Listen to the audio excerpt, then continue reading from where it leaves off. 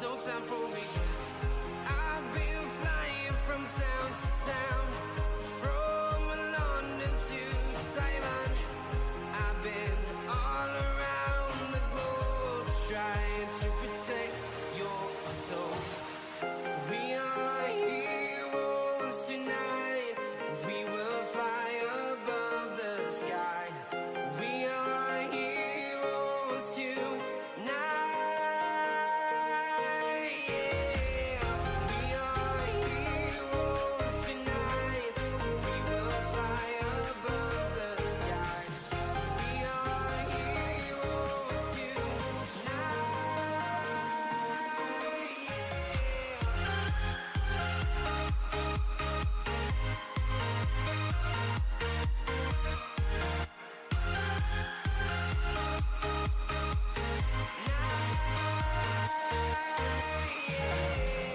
Feel like a dynamite, ready to explode right up in the sky. I need you to listen, I need you to hear, and don't show any fear. I've been flying from town to town, from London to Taiwan. I've been all around the globe trying to protect your soul. We are heroes tonight. We will fly above the sky. We are heroes tonight. Yeah. We are heroes tonight. We will fly above the sky. We are heroes tonight.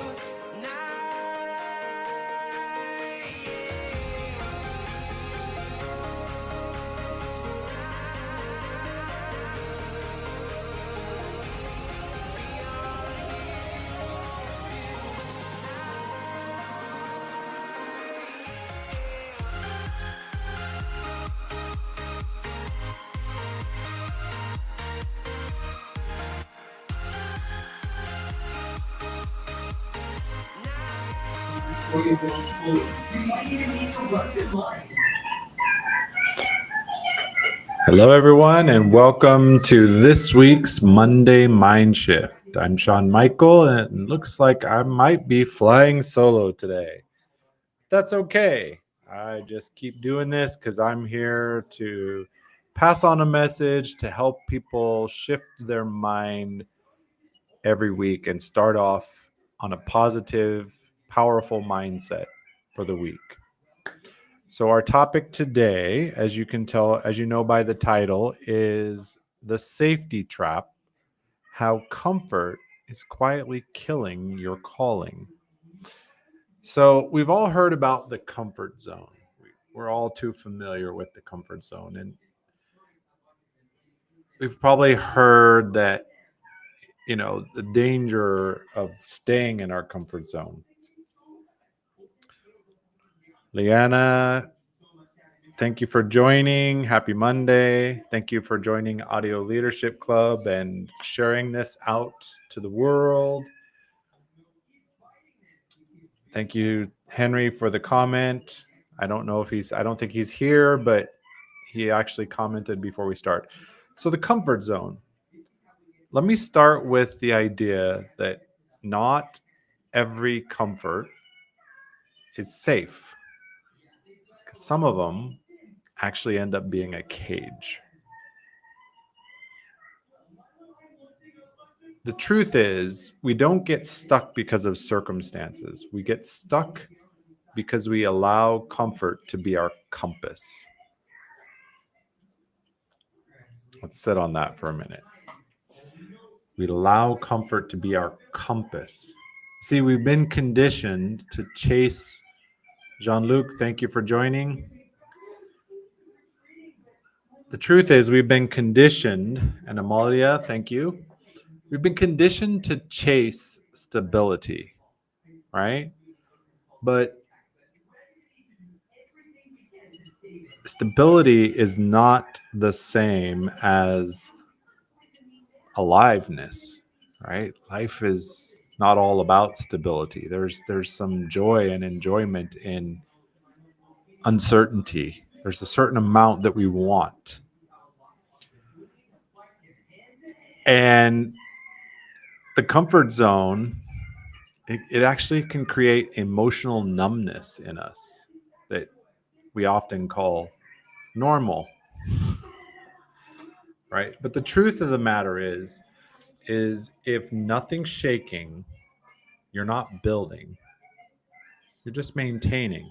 And I once heard it said that everything in this world, everything in our life is in one of three states. The first state, the one we all want to avoid, is decay or destruction, right? Things are just fading away. The second state that we're all too familiar with is maintenance, maintaining it, status quo, sometimes called. And then the third state is renovation and rebuilding, right? When we're growing, things are being rebuilt, things are getting better. But a profound quote I heard is maintaining is simply delaying decay. There's no growth in maintaining. It's just staying alive. It's keeping it, slowing down the decay process. Now, talking about our calling, the reality is by playing it safe, it might be your most dangerous move, right? By playing it safe, we're not stretching ourselves. We're not doing that thing because we're afraid of it. And the truth is, the longer you delay your calling because of the trying to be practical,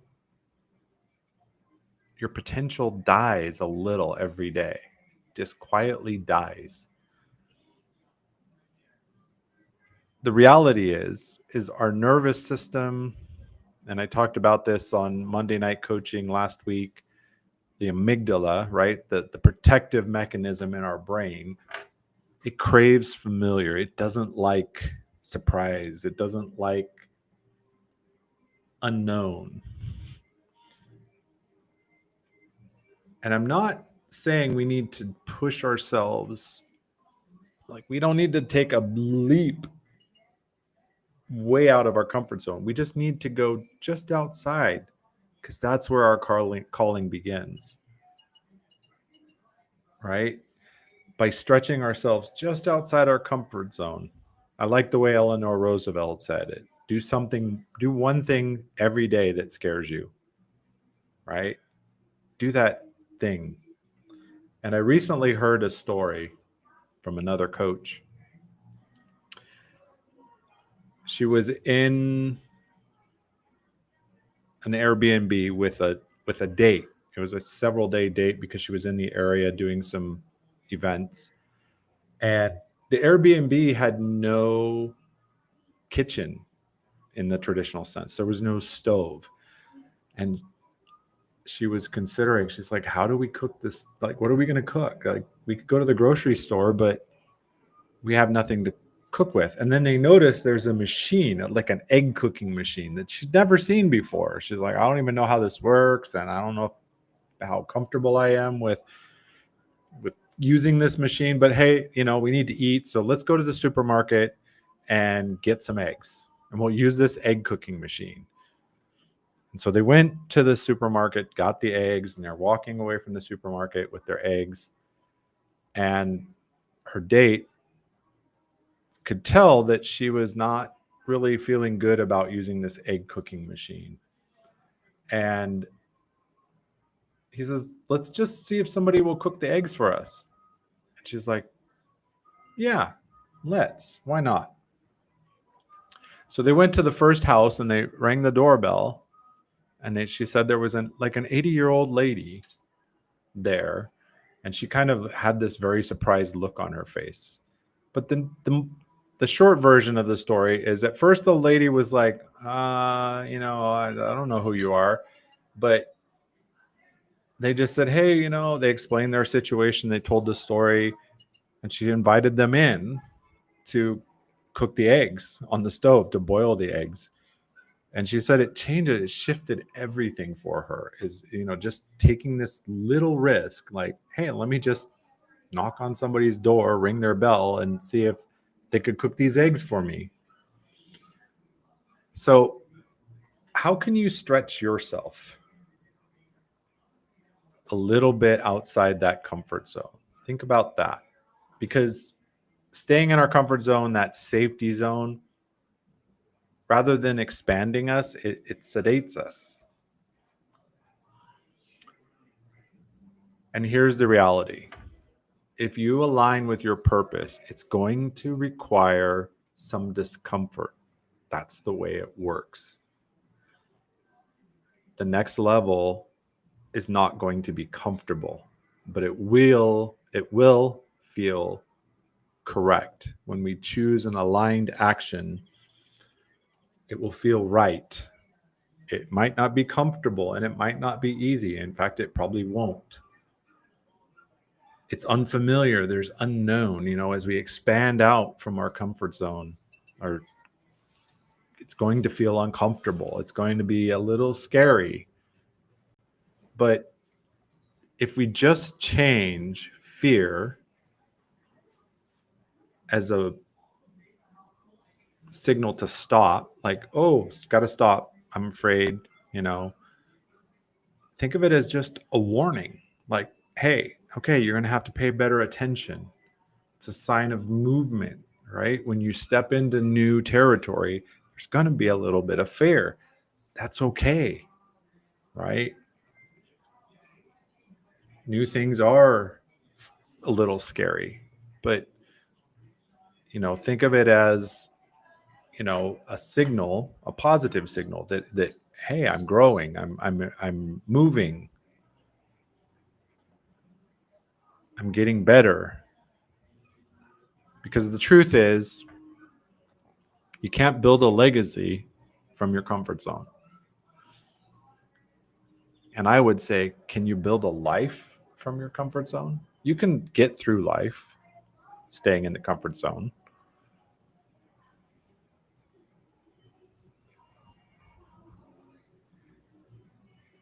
Comfort feels peaceful. It's comfort.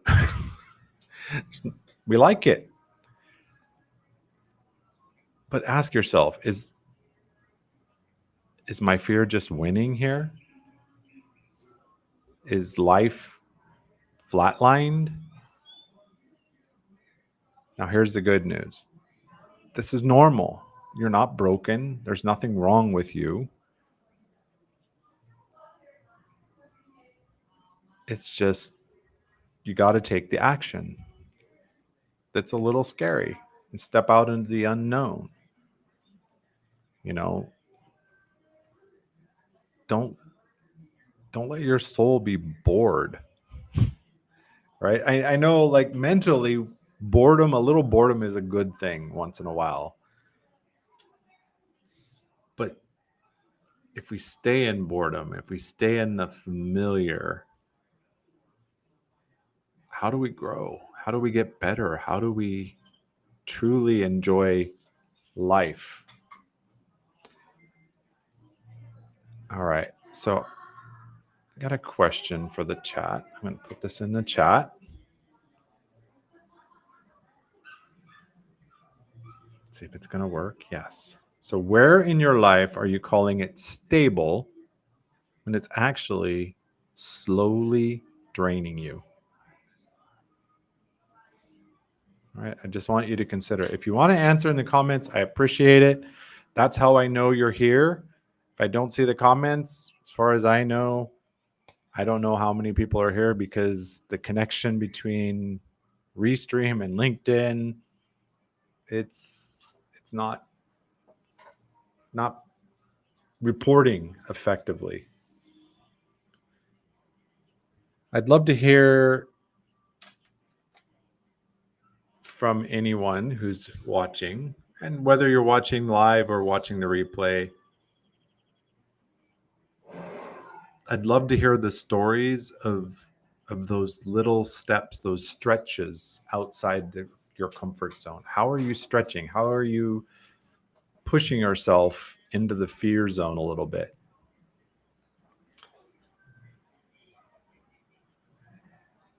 Because that's where we grow. That's where we truly live life. We really start to enjoy. Courage is not an absence of fear, right? This is cliche. Everybody's heard this, right? Courage is not an absence of fear. I like the comparison. Courage comes from the Latin word cor, which means heart. It means have heart to face the unknown, have the heart to stand tall in spite of fear and move forward, to stretch yourself, to grow, to pursue the path that you dream of, to go after your calling, to find your purpose and pursue it, to change your life in a positive way. I think back to, it's about 20 years ago, after I lost my parents. I lost my parents and my wife's father. They all died before they could retire. They were waiting for someday.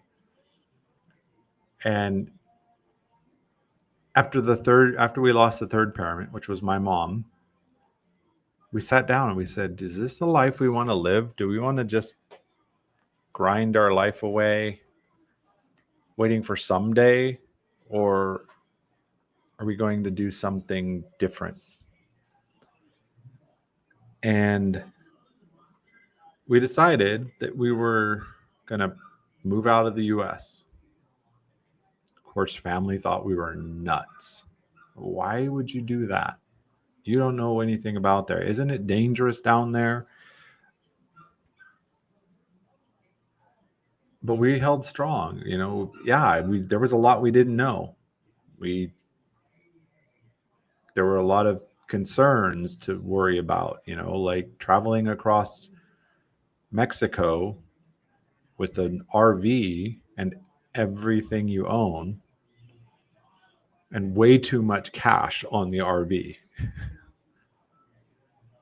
But we did it, and it was an adventure, and there were so many things that we got to do and experience that we wouldn't have experienced. And as I'm approaching almost 11 years in Guatemala, I look back and all the adventures. I got to climb 2 different volcanoes, to see amazing cultural events and meet new people with different perspectives, and to see how a different society lives, because Guatemalan lifestyle is quite different from US lifestyle. And it's in a positive way, and in many positive ways. Some of it's a little difficult to adapt to, but it's been powerful. And then the most amazing thing, we had tried to have kids for years and years and years and years and couldn't do it. We'd given up.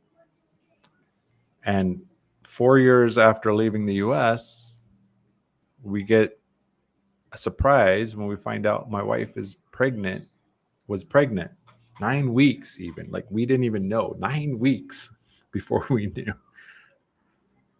And it was scary because we started thinking about our age and how old we would be when he graduated. And it's like, this is crazy. Like, what? We're too old to have kids. This is like, we've gotten used to life without it. But we embraced it. And I now have a 7-year-old boy who I learned so much from. And he brings so much to my life and to the world. And I look forward to seeing his journey.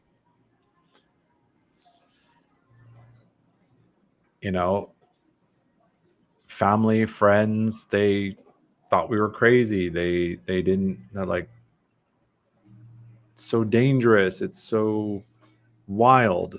So I ask you, whether you're watching live or the replay, where have you labeled something responsible just so you didn't have to be brave? Right? I'm doing the responsible thing. I'm doing the standard thing.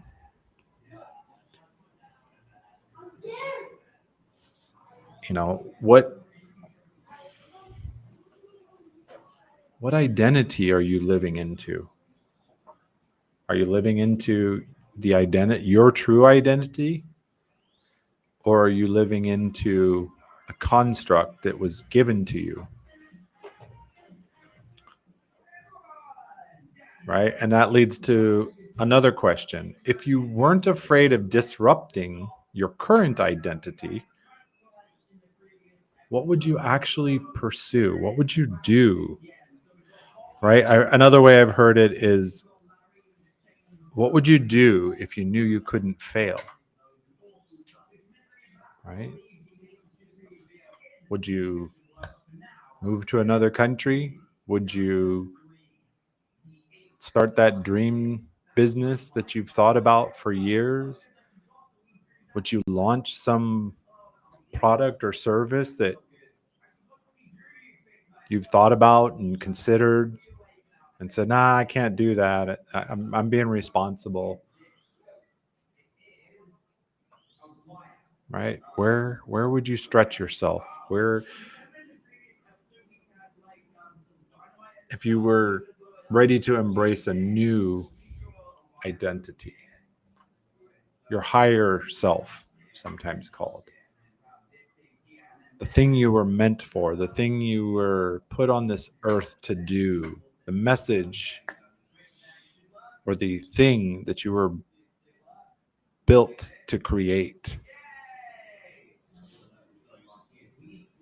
What if you were okay with just changing your identity, letting go of who you've been and embracing who you truly are?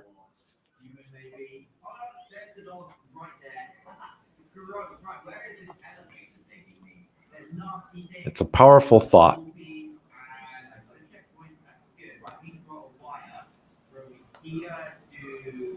And I've found it's interesting. There's a lot of discussion about burnout. And I posed a question on an event recently. What if what we call burnout is actually just purpose deprivation? I mean, how many times have you had a strong why for doing something and you put so much time and effort into it, but you didn't feel it? Right? That you were so focused on what you were doing and why you were doing it that time didn't even matter. The amount of hours you had to put into it. I remember I had a situation where there was some flight problems and things, and I spent at least 36 hours traveling from airport to airport, sleeping outside the airport because they wouldn't let me in where the lounges were because I had a check bag and I had to wait till it was 3 hours, but the flight came in 8 hours before, and the hotel that I booked, or the hostel I booked, I got it all booked. I was going to go, and then I got a message. They're like, oh, there's a big storm and we have no power, so we're not accepting guests. Sorry. And I remember that I just kept going, and in spite of the fact that I had not really much sleep, just kept going. I didn't feel burned out. I just had a target. I had a goal. I had a purpose, and just kept going. So think about that. Think about those times when your why, your purpose was so strong that you would do whatever it took to pursue it. Whatever time, whatever energy, whatever effort you put it in, and you didn't feel burned out. Like you didn't feel like you were using up a limited supply. You had this seemingly limitless supply, right? All right. I'm going to switch the caption here. If anybody wants to come on stage and speak, I welcome you at this time. Feel free to join the studio. You don't have to turn your camera on. You can if you like. You can just do audio, but I'd love to hear from people if you're willing. No pressure. Let's talk more about this, about comfort, and are we letting it limit us, staying comfortable? Are we taking those steps to take a small step outside the comfort zone?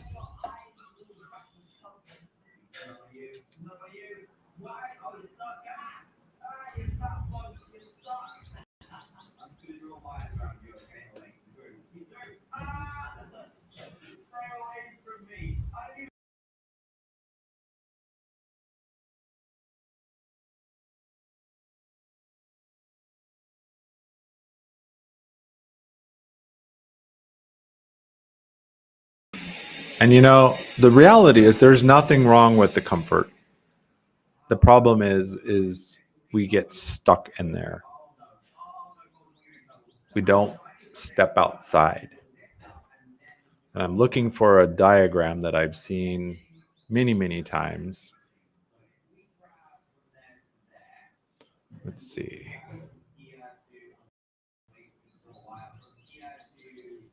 Think of it, there's actually 4 zones, right? There's our comfort zone and 3 other zones. There's the fear zone, right? Just outside the comfort zone, there's the scary spot, the fear zone that we're all afraid to go into, right? That because we get afraid, we look at excuses, we feel limits in our self-confidence, we worry about others' opinions, et cetera, right? Then beyond the fear zone is the learning zone. I mean, that should be our goal, is to get out at least to that learning zone where we're learning, we're getting better, right? We're acquiring new skills, we're figuring out how to deal with challenges or problems. And this is when the comfort zone starts to expand, right? The more time, we got through the fear zone, we're in the learning zone, but now we can feel the comfort zone expanding. Like okay, I'm comfortable here. And this makes it perpetual, right? Because now your comfort zone's bigger. So now you have a new fear zone and a new learning zone that you have to stretch. And my favorite zone, the final zone on the diagrams, is the growth zone. It's when we really start growing because, I believe that there's 6 needs that every one of us is pursuing in life. Everything we do, every behavior, action we take is to meet one of these needs. We all have the same 6. The difference is what is the top of the list, what's the highest priority for us, and what's the second, the third, the fourth, the fifth, the sixth. So those needs are certainty, stability. We know what's happening. We know what to expect. The second is uncertainty.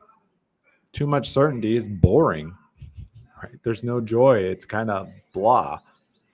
The next need is significance, right? We want to feel valued. We want to feel important. We want to feel like people are listening. They're paying attention to us. Then you have love and connection, right? Humans are social creatures. We want to connect with other humans. That's why standing up here talking to myself feels quite uncomfortable. I want to connect with other humans. But I understand not everybody's ready to get on a stage, virtual or otherwise, and share and speak and be heard. And I respect that.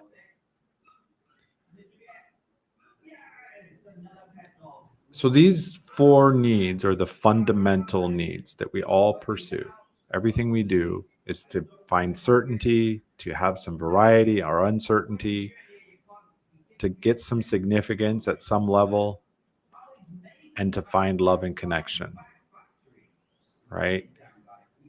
A tiny baby, when it's born, if somebody doesn't hold it, it can actually die. If you just took a baby, it was born, and you put it alone, it won't last long. It needs touch and holding and care from another human being. Ideally, the parents, but it needs some connection with a human. What's the difference between us and a baby? In this aspect, nothing. We need connection. We need love. We need care. Then there's the two spiritual needs. The next one is growth. How are we getting better? How are we learning, growing, improving ourselves, improving our life? And the final one is contribution. How are we impacting others? How are we impacting the world in a positive or negative way? Because all of these needs, there are positive ways we can fulfill them, and there are negative ways. So when I did the test, my top needs, my top two were growth and contribution, which makes perfect sense because my wife for years said if I could find a job to get paid to just learn and grow, I would find my dream job. Well, she didn't know it at the time, but she was quite right. Took us many years to figure out that that's why I loved going to school, because it fulfilled me. It met a very fundamental need for me. And contribution, giving to others, sharing wisdom online, starting a homeless ministry in California, taking food and clothing and shoes and whatever else we could get out to the people living on the street.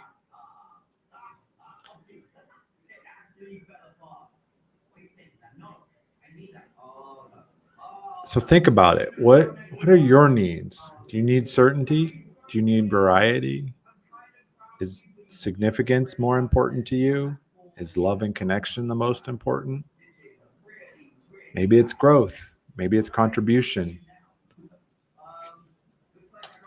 There's no wrong answers,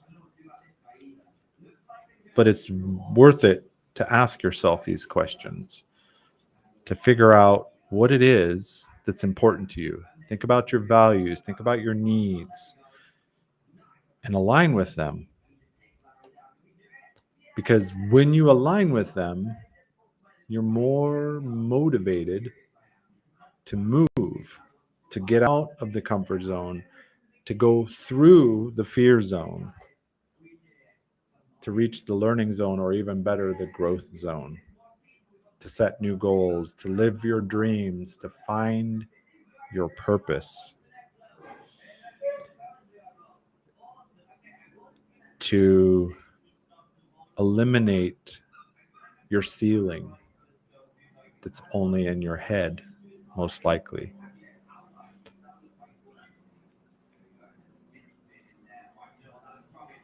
So if you're watching, I'd love to hear, what zone are you in? Are you in your comfort zone?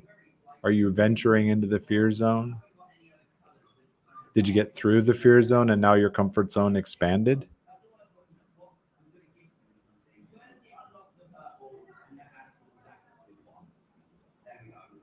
right? Reach out if you want. Talk to me. Let's have a chat. I have a few spots on my calendar. I'd be happy to talk with you. We'll talk about what is it that you want in your life? What is it you dream of? What's your ideal life look like? And then we'll look through it and do what I call the success blockers. What's blocking you? I need a new name for that. I don't like that name.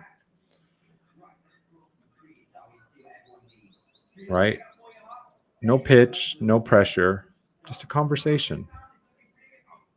Let's find out what's keeping you in the cage of your comfort zone. What stops you from taking that step that deep at your deepest levels, would move you in a new direction, would bring you joy and happiness and fulfillment. But something stops you. You're not sure what it is. It's got names like self-sabotage, imposter feelings. I've been listening to a lot on that. A lot of people call it imposter syndrome, but it's not imposter syndrome, right? Down syndrome, that's a disease, and a Down syndrome patient can't do anything about that.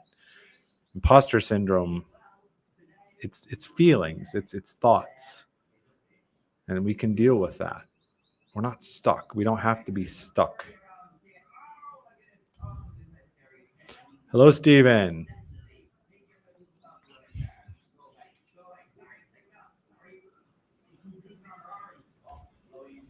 Was that today, the AI mastermind?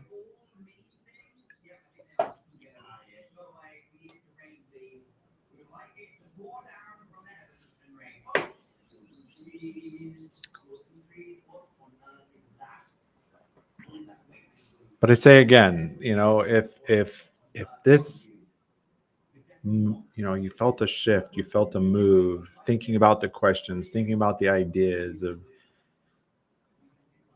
the comfort trap, right? And the fact that comfort isn't always safe, and safe isn't ideally the place to be all the time. It's okay to have a safe spot. It's okay to have a comfort zone,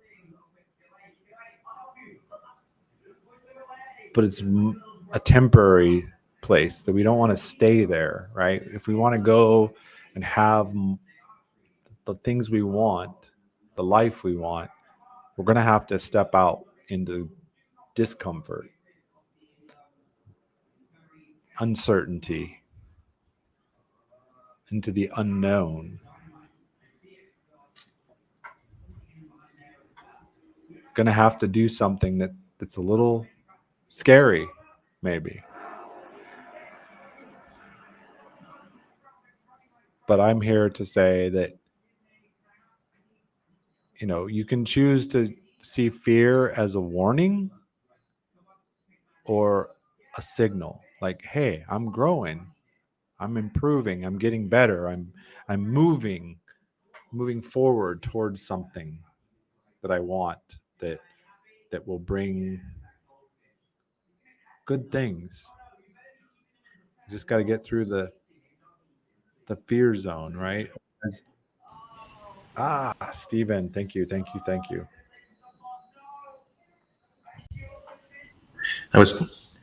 you hear me? Yes, I hear you. I was trying to join, but I realized I'm dyslexic. It kept giving me an invalid thing. I must have read that same link 3 times, and I had at the very end I had BDN instead of BND, and I looked at it and I kept looking correct.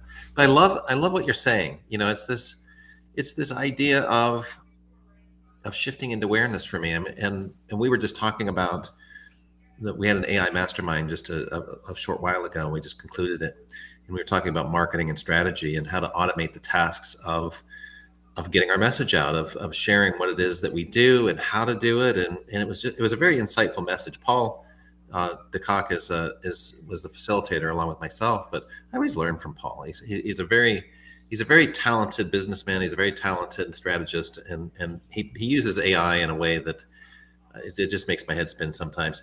And I'm doing the same, and I'm using it to create more on a I'm using it to create content, ideas, sometimes funny Pixar looking images, and it gives that human connection. So I really like this idea of mindset shift, and that's something that I'm working on presently, which is it's this concept of sometimes we need to experience something before we can truly understand it.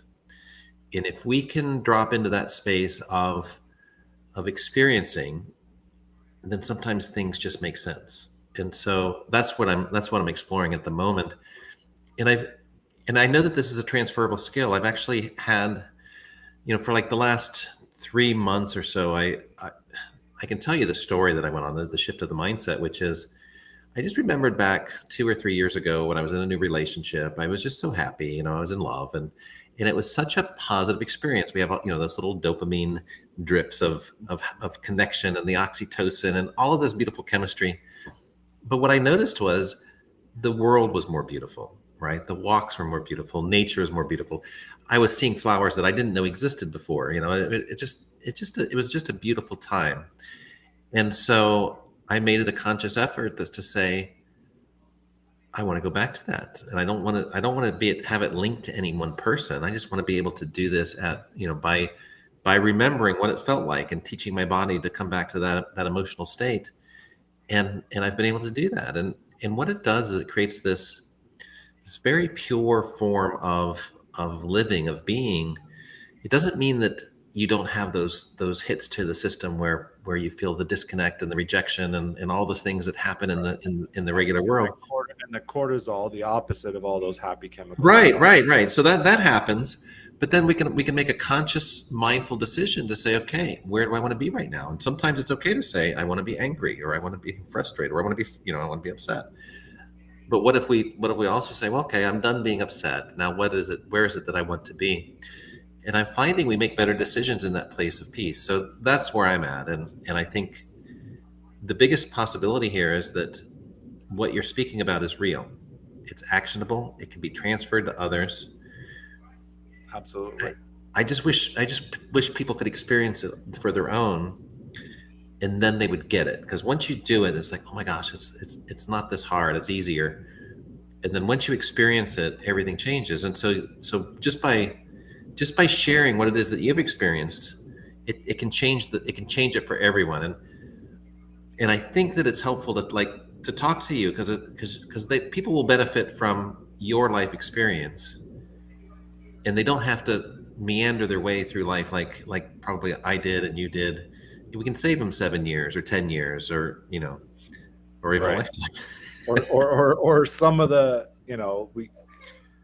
I would say in my journey, I've learned some of the, like you said, the shortcuts, like what you shared about that awareness you had that when you were feeling this cocktail of chemicals because of this person, that it changed your perception.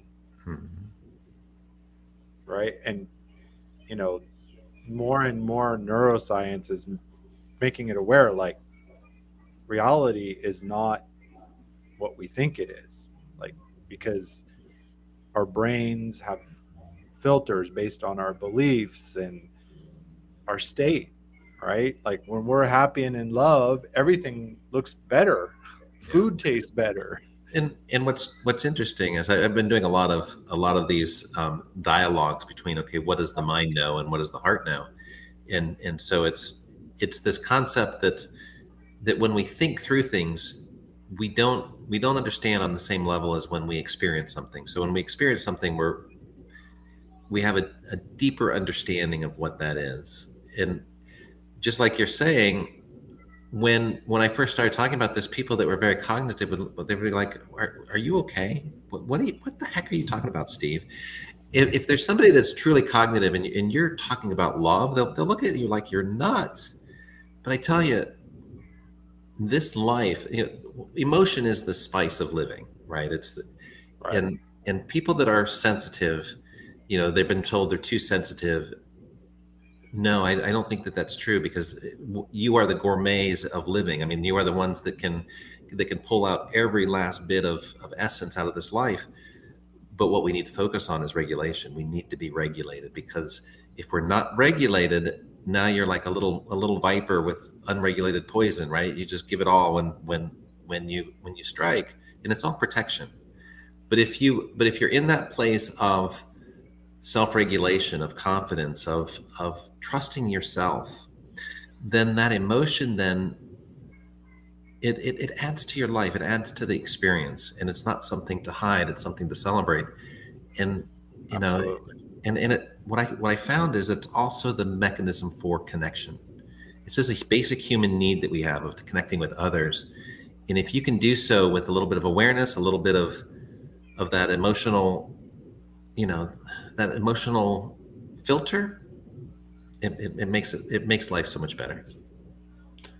Well, and yeah, exactly. Like being aware of our own emotions, being in control of them, right? Understanding them and saying, okay, yeah, I'm mad. I'm really ticked off. And so we process through it. We don't want to bury it or ignore it, or feeling in love or whatever feeling, like actually dealing, like experiencing them and learning to, I always heard, do we let our emotions control us, or are we in control of them? See, I would say it's slightly different. And the way that I would say it is, you cannot control an emotion. I mean, an emotion is like the wind. It's like an energy wave that flows through. It's like the ocean. Mm-hmm. But what we can do is we can notice it. We can make friends with it. Jungi Mingyur is, I love the way that he describes this, but he talks a lot about anxiety and his struggle with panic. And he tells this story about making friends with panic, right? He went through this journey to learn meditation, and he became a master at it and all this. But when he first started, he couldn't even go down to have meals with the other monks in the monastery. And so there was one of the advanced, monks came up and sat in his room with him, and he said, "Oh, you need to make friends with panic. Use it in your meditation, bring it as part of the practice." And so he tells a story later on. He goes, "Well, the first time that panic showed up, it's like, oh, I see you, and I'll go away," and it didn't go away. And so the next thing that happened was, he was still feeling all of that, but now he was in this moment of experience, and he was feeling the panic, and he was feeling the physical sensations, and he used that as part of his meditation, and it elevated him to a level that he had not experienced before, and he made friends with panic. And then he goes through this longing and loss, that it's like, as soon as I made friends with panic, it quit showing up. Right. It's kind of well, and as you were talking, when you compared emotion to being like a wave, and you can't stop a wave, No, and it will destroy you if you try to stand too firm. If you're rigid in but the piece. you can harness the waves, right? We can You can go harness the wind. surfing. Let's go surfing. You can go surfing. You know, there are they're making advances in power generation using wave energy. So we're actually using it to benefit. We're not trying to stop it, we're not trying to control it. We're just saying, okay, it's there. How do we use it? And it totally even fit with the story about the monk. And it reminded me, I can't remember specifics about it, but another book I read was The Things You Can Only See. I'm trying to find the title because I can't even remember. Because Wayne it was Dyer. about Wayne Dyer says, it's not that when you believe it when you see it, you'll actually see it when you believe it. yeah, yeah. Well, it's flipping the.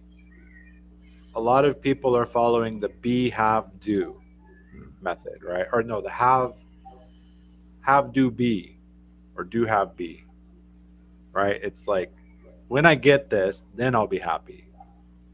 And in order to get that, I have to do this. But the real way is, like you said, be, Yeah. then you'll have, Then you do. and then you'll do.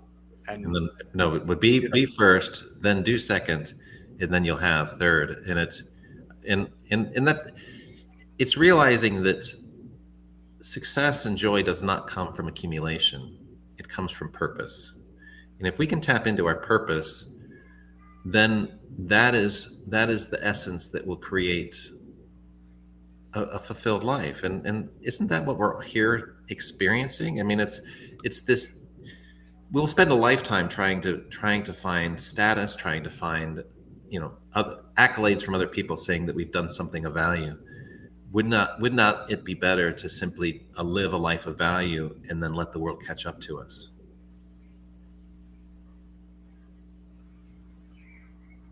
There's something funny that I wanted to add here while you're searching for that. And I'm spiritual in nature. I have a strong faith, and so, but I always joke that when you pray, that it's always messed up. And so I always joke that, okay, God uses voice to text, because when we tell God that we want to go surfing, it gets translated to say, "Oh, would you like suffering?" Right. Well, and the way I've always heard it, don't pray for patience, because you will be given lots of opportunities to practice it and test it. And it's so true. I mean, one time, so I ran away from God for a long time, and one time I thought, well, okay, let's not start up talking to God again. Let's consider something virtuous, in that way, well, maybe I can be good enough to open up that dialogue again. And so I thought, well, let me consider unconditional love. I mean, that sounds like a grand, positive, spirit-filled topic. And I got landed right in the midst of all of these narcissists, and it's like I thought, what the heck? I mean, what's happening here? Why is my life now going from one narcissistic type of environment, now landing in another one that was so bad that I'm thinking, well, maybe I was wrong about the first person. Maybe they weren't so bad. And what I realized is, if you truly want to understand unconditional love, try loving the unlovable, right? And then what came from that is, how often are we unlovable too? I mean, how often are we so caught up in our own worries and our own life and everything else that we create separation with others? So it's Separation and barriers. Yeah, it's an interesting concept. But also here's something that's a beautiful journey. If you pray for something like that, right? If you start that inquiry in your mind, you will go through this progression path of unfolding. And what has come for me in the later part, a few years later after asking that question, is to be able to live in that state, that chemistry of what love is, of actually being in this place of spiritual love or agape love or whatever you want to call it, and just having this sense of fulfillment. It's not tied to a person, it's not tied to your environment, it's tied to just an overall sense of well-being. It's just a positive experience, and it can be expressed through food, it can be expressed through your work and through your connections, and it's a beautiful transition in this life, because if we're trying to live it in a way that's meaningful, living it in a way that offers connection, that offers humility, that offers success, that offers love, is an amazing experience. And to me, I think, this is what it's all about. It's telling people that you can have this. It's not found on the outside, it's found internally. And once you find it, then you can practice getting better at connecting to it. You can get better at practicing feeling it and experiencing that. And then once you have that, you can teach others. Right. Well, and it reminds me, real quickly, before I add Chris in for our last few minutes here, Gandhi said, be the change you want to see in the world. So if you want to see more love, you got to be love, right? It starts inside. It's so true. Mr. Chris. Do you want me to jump down so that you guys can? No, you stay right there, Steve. I'm glad to see you here this afternoon. And Sean, thank you as always. I wish I could copy and paste from the screen, but I guess I can't. That's not a technical thing that I have in mind, but sometimes you just got to do what you got to do. I love the topic today about how comfort is killing your calling, and I got so much to share. And I know in the next few minutes, I'll just kind of share what I really calls to me right now. But gentlemen, you guys have done a fantastic job. First and foremost, thank you so much for doing what you've done already. But for me, it's recognizing comfort. It's not only a gift, but also, like you said, Sean, is to be that change in the world. But maybe the question that we need to ask ourselves is, how do I show up to do that? Do I do it comfortably? Do I do it from a different place, a different space? Do I even just literally do the bull in the china shop thing? I just knock everything down and say, hey, we're just going to start all over from a brand new foundation. And there are many ways to do that. And for me, it is about recognizing that not only the complexities, but also the simplicity that's literally before us at that very given moment in time. Because for me, it's about recognizing there are some things that is going to be comfortable that you know are easy to do. You just get it done and out of the way. Big bang boom, it's out of the way. But there's some things that we recognize in our lives or even in our business dynamics standpoints that we say to ourselves, hey, if I'm adding this to the mix, maybe Steve can actually do this part of it and do it very well. And Sean can do the very same thing in what he knows and what he brings to the table, and he knows very well in that. Because, see, gentlemen, like I said before, and I'll say it again, I just truly believe everything's interconnected to everything else that's already there. We just got to recognize how that plays out in our own given moment in time when we show up to that moment in time, whether it be through the prism of leadership, followership, and everything in between. Because maybe Steve brings the comfort into this, but then maybe Sean brings a little bit of uncomfortableness for us to become comfortable. Because then once we kind of go down that path that becomes easier over time, it's not taking the easy road to be easy.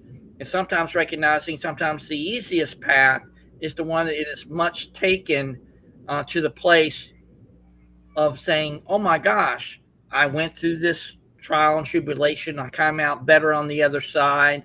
And it's about also recognize that acceptance there within. If you can accept that for what it is versus what it's not, then people are going to look to you and say, my gosh, they came from this place, went to that place, and they became better for it. Not because they played the victim card or woe is me or whatever the case may be, but they found peace within that, because sometimes it does take us to get to that rock bottom place to say, hey, maybe there's a different way. Maybe it's time to say yes instead of saying no and everything. So it's just about just letting everything grow and flow from that place. And again, don't look at it in a place of this is only going to work for me, but not for him. It should be a place it can work for me, but how could it work for him? Is there another way to do it? Is there another way to say it? And sometimes maybe even another way to approach it, but just letting everything kind of be there, then you can do that in a way that you make it about them and then not about you. And then you can create that space that's open and inviting again through the gift of invitation, and have intention in mind, inspiration in mind, and also impact in mind. All right. Well, and I go back to what Stephen said earlier about sharing our stories. It opens a door, right? Mm-hmm. When we share our stories, others can go, oh, I faced a similar situation, or I'm facing a similar situation. And it's not about cookie cutter responses. I heard a perfect illustration. So Saddleback Church in California, they're huge. They've had massive success. The pastor wrote a book called Purpose Driven Church. He's all about purpose driven. And he had this big conference, and this small town pastor comes to Southern California, and they've got their parking lot at Saddleback is so big, they have like parking staff that and they have like a front section for first time visitors, so that you get a nice first experience when you come.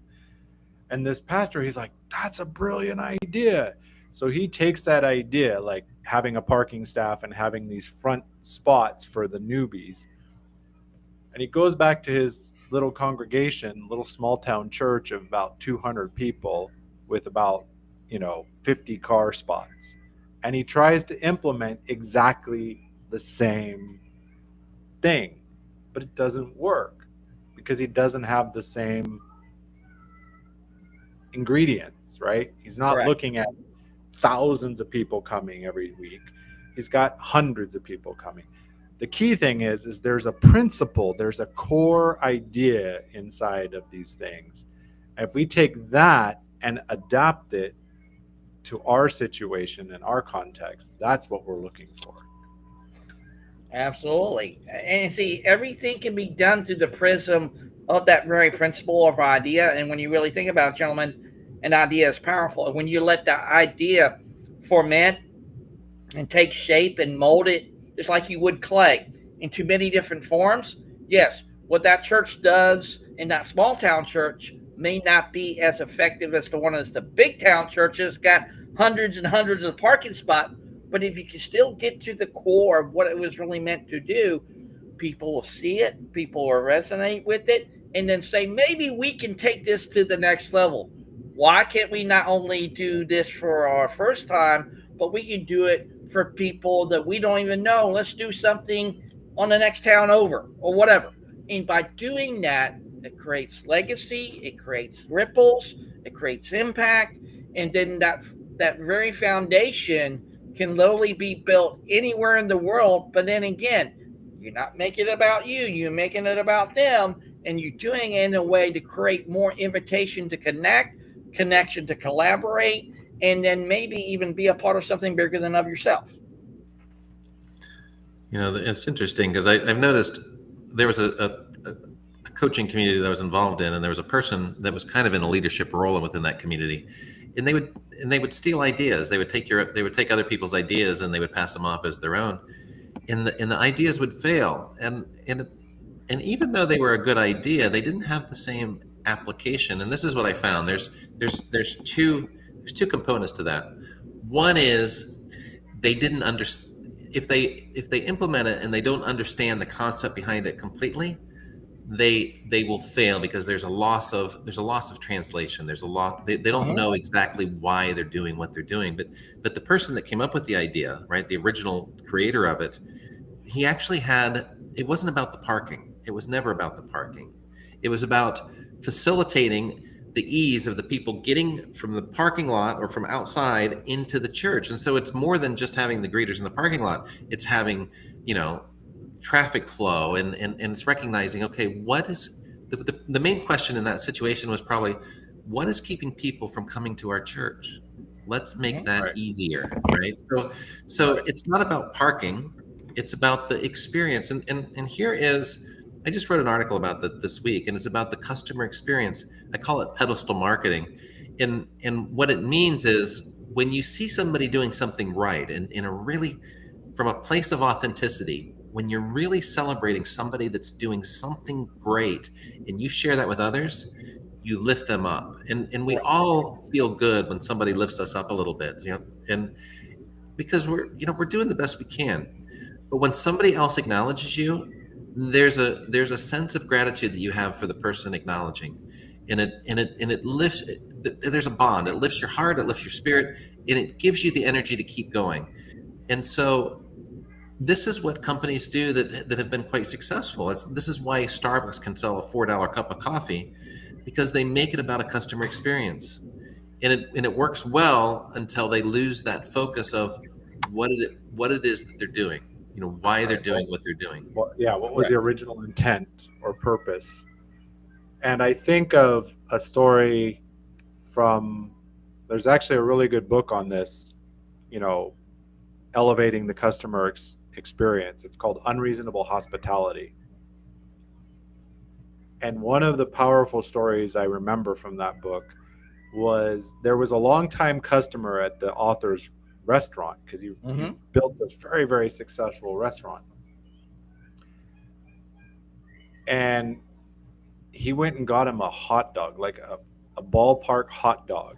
And the customer was like, oh, like, because he remembered something so simple, like he hadn't been to the ballpark in all this time and he really loved the hot dogs from the ballpark. So this simple act, I mean, this was a 5-star like a Michelin star restaurant, and he serves them a hot dog. Yep.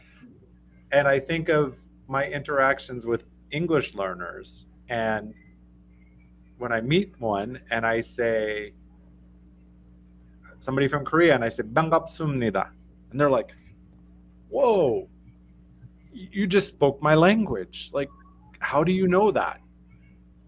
It's something so simple. It's just nice to meet you in Korean, and I know how to say it in Korean and Japanese and Turkish, and it just, like Stephen said, it elevates the experience for them. It lifts them up. They're like, oh, that gives them a bright spot in their day. So it's very, very powerful.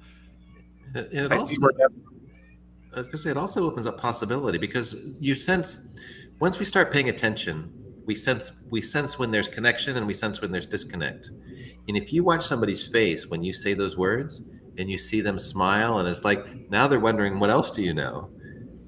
It opens up a world of possibilities, and you may only know that one phrase, but just that moment of possibility was enough to elevate their experience. And that is a beautiful moment of connection. And if you notice it, right, you're actually seeing the person, and then there's a reflection that goes on. And that's what this life is about. It's being seen, it's being accepted, it's being valued, all of that. And when you really think about it, gentlemen, it is the simplest things that actually has the hugest impacts in our lives. We don't make it grandiose. We don't make a big deal out of it, even though we kind of think that's the way we should do it. But when you do everything from a place of simplicity, it actually has that long-standing effect and everything like that. Now, I know you guys got to get ready to go and everything like that, but I wanted to chime in here, so I'm glad I did and everything. Love to hear from both of you guys very soon offline to get more into depth with this, and I love this. So thank you so much for the opportunity, gentlemen. All right, have a great week, Chris.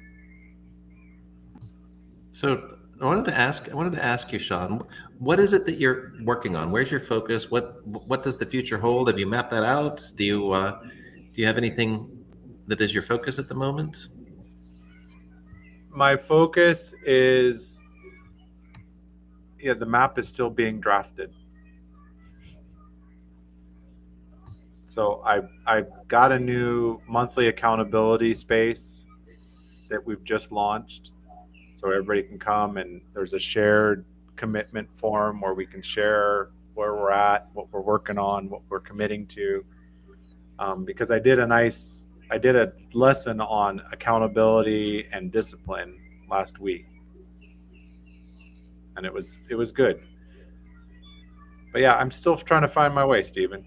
Well, that is beautiful, because as you find your way, you'll notice that the other people that are on the same path, and if we can learn with purpose, if we can learn together, it creates something special. I've known so many people that will jump in and create their answer to everything. They'll create this entire, volumized workbook that says, this is the course that I offer, and this is, it's designed for CEOs and for businesses, and they spend a year, 2 years developing this course, and they never sell it. And what I realized is it's meaningless, right? You can't sell something because you care about it. You can only sell something when the customer cares about it. Exactly. And so it's that's why I'm just, I'm doing these Monday mind shifts. Got the podcast going out mostly daily, and recently added the second tier to it, which is called Beyond the Boost, where they're longer episodes where I actually get to have a 45-minute to an hour conversation with different people. That's beautiful. And you'll get better with practice. I wouldn't 7 to 8 years ago, I would not be able to get on stage and talk. I would be too focused on being seen. I would be too focused on the chemistry that was being created in my body of nervousness, of worrying about what people would think about me. And I would freeze. I would get so nervous I would stop. Like I'd get up. I could get up in front of a stage in front of 1,200 people and give us, and start talking. But the moment that I would notice somebody else's, expression or some look of rejection or judgment, then I'd start feeling it, and then then it would become a threat. And as soon as I noticed how many eyes were actually looking at me, now you actually feel that You had chemistry. like this And thunderstorm brewing. it's just collapse, right? It's like panic sets in, and like now you're in full blown panic mode. But what I found is, and this all developed through the Global Summit events community. What I found is that once we shift our purpose, right? So it's, instead of standing up here and being the arbiter, being the one that has all of the knowledge, right? We're dispensing the knowledge to the masses. Once we step up here in our human experience and say, well, I may not have it all figured out. What is it that you know? Right. Well, and that was my information. whole vision when I started Monday Mindshift. Of course, I started it back when we had LinkedIn audio events, and I Yeah. loved that format because people could come up. They didn't have to worry about being seen on camera, making sure that their presence, their visual presence, they could just speak. They could share their thoughts. They could share their ideas. I wanted it to be a conversation. Yeah, Because I don't know everything. I know that. I'm not ashamed to say that. And I know a lot. And some people think, "Oh, you're so wise." Yeah, okay, great, and Yeah. I know what I know, but I know that is a small, and like you said, so all I can do is share from my own experience, what I've learned, what I've Yeah. experienced. There's a humility that life deals you, and as you get older, you realize that how many times we thought we knew and we didn't know, and life knocks you on your rear end a few times, and finally you just say, okay, let's not worry about that. And here's the thing that's interesting. So we just, again, I mentioned the AI mastermind that we did, and I did it with Paul DeCock, and and someone in the group, Rashmi, mentioned that we had such a beautiful dynamic going back and forth, that it was a pleasure to be taught, because we brought this information down to a level that she could understand. It wasn't overwhelming, and it was inspiring, and it gave her some very actionable items to move forward on. But here's one of the things that I noticed, is that the way that Paul and I, and the same way that you and I interact, is we don't find fault with each other. It's the yes and approach. It's like, when you say something, I see what's right about it. I celebrate that, and then if I have something to add, I'll add to it. And what I really like is the way that your concepts inspire me to think through things, and to internalize it, and to bring it into like an actionable thing. So as I leave here from this meeting, I'm going to say, okay, how can I be more present? How can I use my mind shift, right, to bring safety forward, right, to be comfortable in the places where I might not be comfortable otherwise. How can I stretch myself a little bit, and then come back into growth, but also self-regulate when things get a little bit wonky, and that's okay. I mean, we'll experience that. So you've given me And something to move forward with. and there was a couple things, Stephen, as you were sharing about getting up on the stage in front of a large group, and at first it's okay, right? Like, okay. And then there's certain triggers. And I thought back to the story you led with about how when you were feeling love, this new, they call it NRE, new relationship energy, Yeah. right? Whenever we enter in a new there's this energy that's just magical, and everything is better, right? It's the same factor happening. The new relationship energy, everything's nice and wonderful, so everything looks better and prettier. There's flowers you never saw before, and at the same time, if that point comes where, like, oh my gosh, he's giving me that look of rejection, then we start to turn that filter on, right? And then we start to see like everything, and that becomes the house of cards falling in on us, right? It triggers that the threat prediction algorithm that's in our brains that belongs to the lizard that lives deep within the it yeah, once it triggers, it's going to flush this whole host of chemicals into our system, cortisol and all these other chemicals, Right. the And we'll see adrenaline. all the dangers and all Right, the and our monsters, heart will all be the racing. monsters in the shadows waiting to get us. Right. But also with that, going back to that experience that you mentioned, we can practice that, and once we shift our self perception, then we can shift the way that we process things. So if we show up as the student, and this is where this beginner mindset comes, and you hear about a lot. This is the Eastern philosophy of the beginner's mind, of not.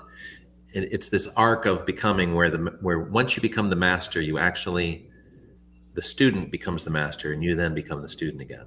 And it's this beautiful arc of transition where the more you know, the more that you know, the more you realize you really don't know. And we always hear this Dunning-Kruger effect, which is the more confident you are, right? The less you know, the more confident you'll appear to others. Is kind of in a gist what that kind of means. It means that someone that has high confidence because they don't know will actually be more likely to persuade you into thinking they're right than somebody that has all of this wealth of wisdom, because they're not as confident about it, because they're True wise person, right? right. So it's like so the idea is is that when people are thinking that they don't have all the answers, I go, well, you're probably farther ahead on this curve of knowing than the person that steps up there and is super confident. So And to piggyback on, so this perception, like what mode are you in, and managing that, right? Realizing that the reptile brain is just activated. Now, how do I get back up to the higher levels? Because I'm not in any real danger. There's not a saber-toothed tiger waiting to jump. As you said, because it triggered for me when you said, when you shift the reason, the motivation, right? Like the identity, yeah. the identity. I'm here to share. I'm not up here going, look at me, I'm so smart. You're doing it because, like, look, I would love to help you not feel the pains that I have. The Right, challenge, right. right? You're doing it out of love and genuine care. It shifts everything. Yeah, and if you've experienced that, I mean, I'm pretty sure, I know that you are like me. You feel the chemistry of being much stronger than some. So that means for myself, it includes even sensory things like food. If I eat food, I could have I can eat sugar, and I'll have this rush of chemistry run through my system. So it's this idea of, once we start noticing that, then we can start paying attention to it, and that's what creates the compassionate soul. It means that you've got the mirror neurons that are so finely attuned that you don't want to see anybody else have pain because you feel it too. And so by sharing what it is that you've been through, it's kindness to the world. But we also realize that it only will land on those that are ready to hear it. And when I went through my difficulties in life, I called it the dark night of the soul, where I actually had to park my ego and say, that critical voice, or that critical thought loop that we all have, I fired it. I said, you're doing a horrible job in my life. And it's like, you're giving me such bad, constant, chatter that it's like, I just can't take it anymore. You gotta shut up. And I remember saying, you're in timeout, you're fired. Well, And and that old me, it wasn't about I burned that sucker down. and I had to destroy it because, like, otherwise, and I had to bury. I heard this one time, Stephen. We learn to kill the old man, The trouble is we drag them around in the coffin behind us. But here's something that's even more, and this is more in-depth wisdom, and that is, it's the ego that kills the ego. But we also have within us a presence that sees nothing wrong. It sees only acceptance and sees complete non-judgment. And that is what ended up happening in my case. Is I put the ego in timeout. I said, you can't be in control of my life anymore. That this thought loop of this critical thought loop that was telling me how bad I was and how much I was failing, it's just not something that I could listen to anymore. And so when I brought in what I call love and light, it's really the Christ consciousness. It was my understanding of what Christ would embody, that consciousness, and it's love, it's protection, it's peace. And the sad part is I didn't even feel worthy of that. I didn't feel like I was good enough to bring that to my core. And so I envisioned, I kind of did do things visually as far as trying to make sense of it in my mind. And so I just imagined like my core, which was now empty, right? Before was this chattering little thought loop that told me how bad things were and how awful I was, and shame and guilt and everything, in judgment. Now it's an empty space, and right, and I've got this core identity of ego off over on the corner, and I'm there going, I'm not good enough. I'm not good enough. And so I just imagined polishing that mirror up, right? I imagined that all the wounding that I had was spots where the silver was gone. It was like this old antique mirror, and there were like blemishes and places on there that there were no silver. And I said, you know what? I'm going to make this an offering. I'm just going to polish this mirror.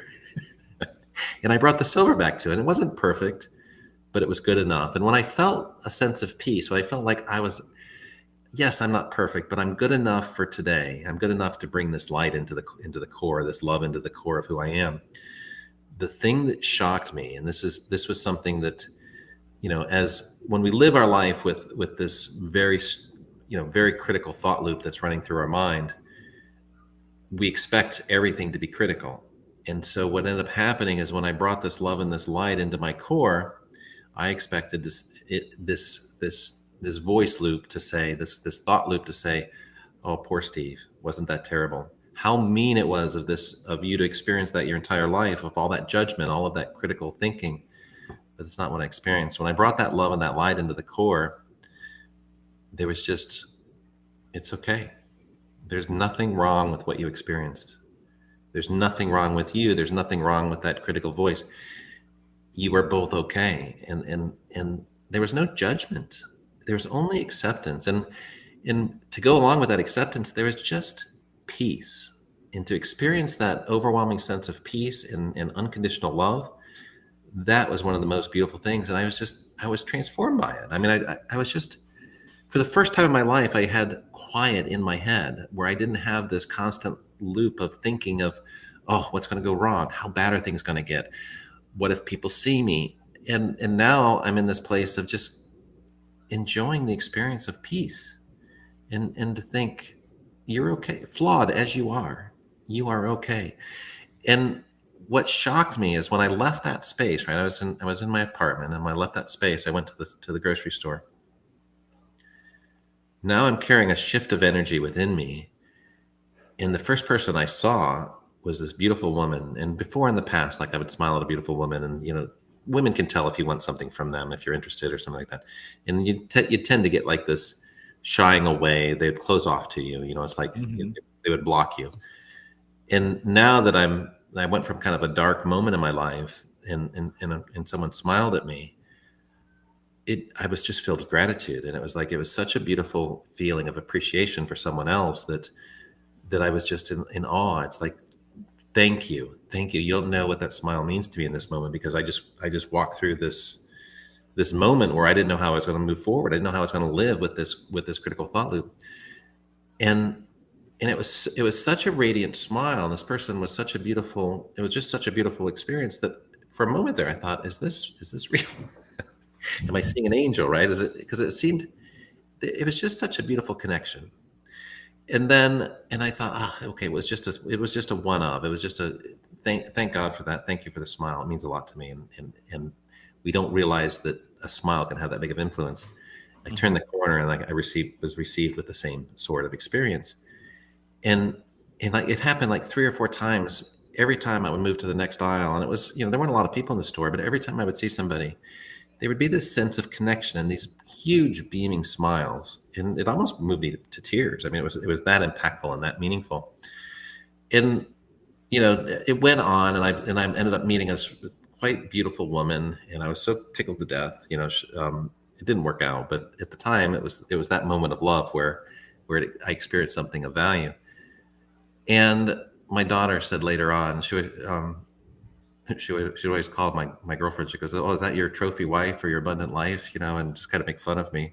She goes, "Steve," she goes, "the reason that everybody smiles at you is because," she goes, "Dad," she goes, "the reason everybody smile at you is because you're smiling at them."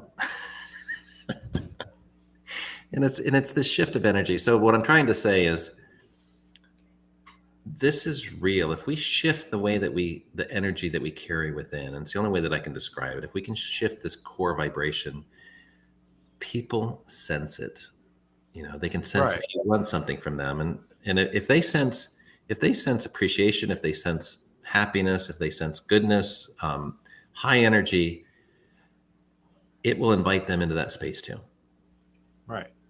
When you smile just to smile, with no ulterior motive, right? You're just like, hey, there's a person. You smile for them, and to say, hey, I see you. There's no, like you said, you're not looking for what you're going to get. You're not transactional. there's no transaction. You're just being a kind human. Yeah, you're grateful. You're happy. You're sharing some joy, because a smile does bring us joy. Right? It's been shown.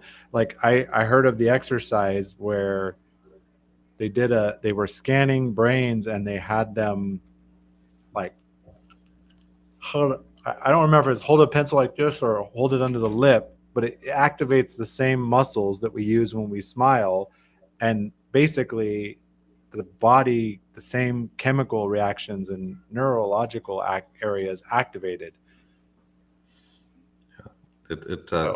There's so many reasons that could be so. I mean, my brain goes to, well, now your focus is on trying to balance a pencil, and not focused on what went wrong. And I mean, how simple is that? It's just something that simple and that silly, but it also activates this connection to when we were kids and we did silly stuff just for the sake of being silly. And that is a joy in itself, right? There's no judgment there. There's no worry about what other people think. And it's a freedom. Right. And as you were talking about beginner's mind, like my term is like childlike curiosity. Raising a 7-year-old at this stage in my life, it's given me a whole different perspective. Like you said, do something that you might not have otherwise done just because it's fun.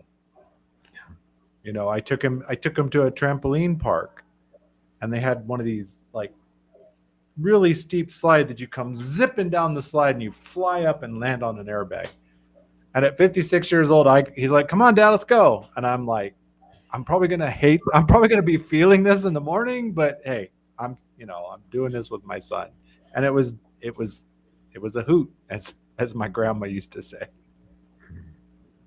It's amazing. It was a lot of fun. It was just being in the moment with my son, doing this together, and not caring about all the silly stuff that we get caught up in. Right. And then you have the memory that I have when I decided to ride on a hoverboard. my partner at the time, she goes, "Don't do it. It's a bad idea." And I go, "Oh, I can handle it." And then she was right. It's the most painful thing in the world to be in physical pain, and try to pretend you're not in pain because you don't want to say you were right. Well, and I had a similar story. I got one of those Razor scooters when they were the hot thing, the foldable. And I used it, like I would scoot down from my house down to the bus stop, and it was perfect. I could fold it up, get on the bus, ride the bus to the train station, catch the train into work or into the city where I worked, and then 2-3 blocks to the office on my scooter.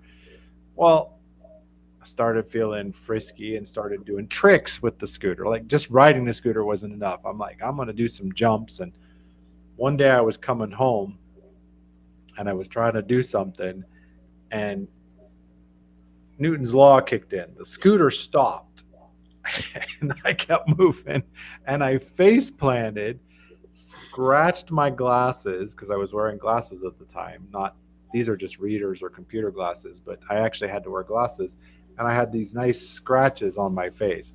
And I just went, wait a minute, like I got to remember, like, this is, if I get hurt and I'm down, I'm not working.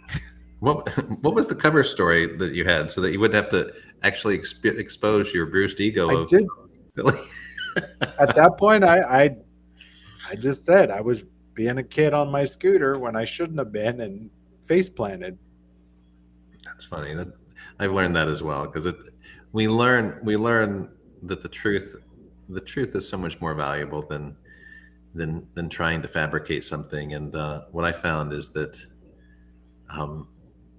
even though I know I was gonna hear that story over and over again of "I told you so," I was right. She actually made me pay for not listening, but she was right, and that's how that happened. So. And I understand that. My mom was notorious for the "I told you so." And the funny thing is, I remember her talking about how her mom was relentless with "I told you so."